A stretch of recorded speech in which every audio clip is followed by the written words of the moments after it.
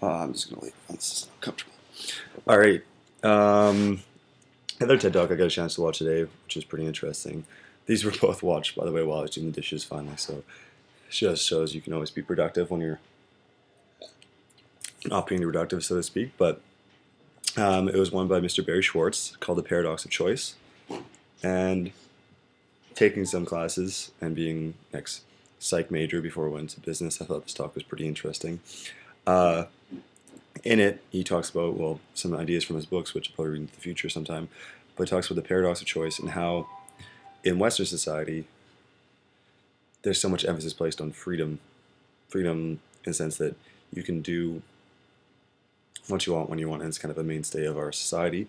But from that, especially in today's modernized consumer world, that leads to really an unlimited amount of choices. Like he used the example of when you go to the future shop or whatever to buy a stereo.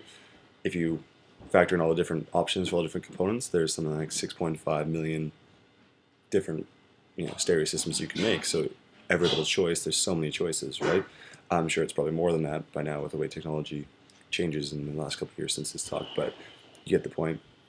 And he talks about how obviously choice is a good thing. It gives you flexibility, it gives you freedom, etc., etc. However, what most people don't realize or don't think about is that how that too many choices can also be a negative thing, and how it leads to paralysis. And also, once you do make a choice, there's always that there's there's not much satisfaction because you're, instead of just making that one choice or one of three choices that are possible, because there's so many choices, you now are left wondering at times, well, what if I did this? What if I did this? What if I did this? What if I chose that? And I mean, buying a stereo is just one example, but it's pretty much every choice in your life, really, in the Western society now is like that, because there's so many venues. There's no right or wrong way to do things, really. It's just what you choose to do. Say places, he talks a lot about that and the different, different applications of that, but essentially it boils down to, again, the paralysis, not being able to make a choice because there's too many choices, and B, the declining satisfaction from those choices. And he also gets in a little bit later, he's talking to how, and I didn't really get this, but like, not didn't get it, but just didn't really believe it as much, but how polite cultures where there's less choice,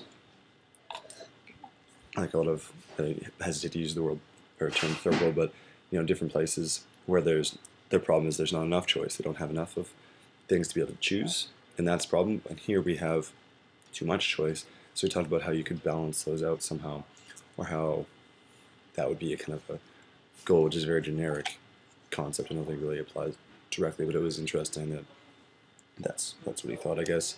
And I guess applying to my life, it's interesting because there's, like, coming to university, for example, that's a choice.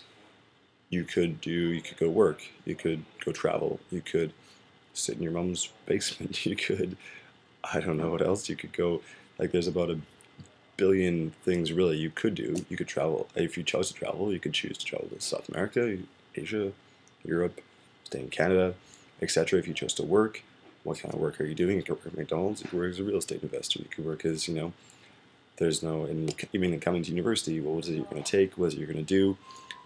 Who are your friends going to be? Who are, there's tons and tons of questions, really, and you have the flexibility to do what you want. But I think one of the big important things, or a skill, if you call it a skill, to learn is just the ability to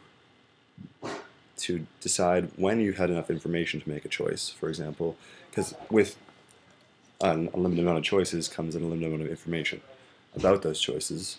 I believe, like, you could, maybe not about the choices, but limited and an unlimited amount of choices. There's an unlimited amount of information because there's all the choices.